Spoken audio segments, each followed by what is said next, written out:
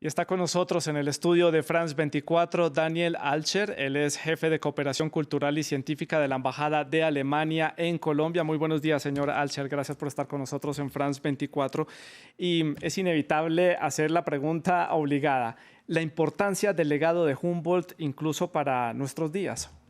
Sí, bueno, Alexander von Humboldt fue un genio universal, ¿no? Sus contribuciones en la geografía, la biología, la oceanografía o también etnografía son inmensos y hasta hoy son de una relevancia. Pero más de allá, yo creo, lo más importante de Humboldt fue que él vio las interconexiones entre las disciplinas, ¿no?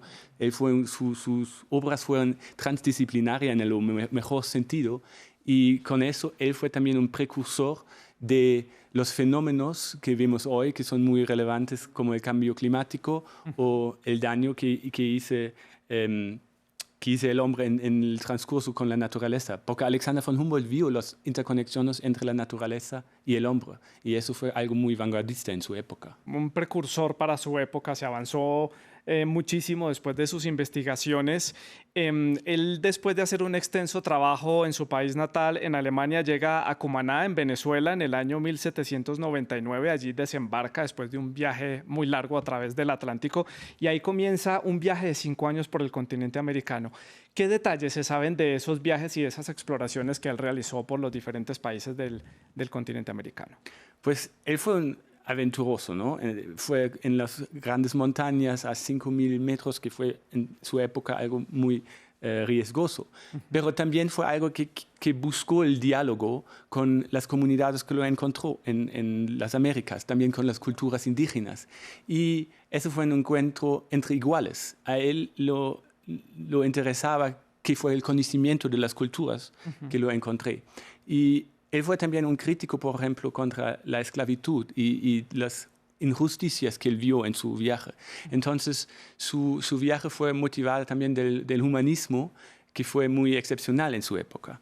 Y yo creo que su viaje en Colombia fue muy diverso. Él estaba en contacto con los grandes sabios de su tiempo, como José Celestino Mutis o Francisco Caldas, y también fue un amigo de Simón Bolívar. Entonces, también con los grandes personajes de este país fue como en conexión y hubo una discusión con ellos y a él le gustaba tener un diálogo para como reflexionar sobre la importancia del nuevo continente. También eso fue un impacto para la vista desde Europa hacia la América. Era muy cercano a Simón Bolívar. Incluso Simón Bolívar llegó a afirmar que el aporte que hacía Humboldt a la comunidad científica y a la historia era más grande que todos los conquistadores juntos sobre su legado en América. Hablemos de Humboldt, pero como el hombre, más allá del científico. ¿Quién era él? ¿De dónde venía? ¿Su familia?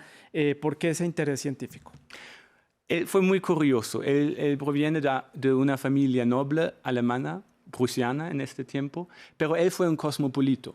Él vivió la mayoría del tiempo en París, habló francés y él gastó toda su fortuna, y fue bastante rico, para sus investigaciones, para sus viajes, que fueron bastante costosos. Y eso fue como una motivación enorme, una voluntad enorme para la ciencia.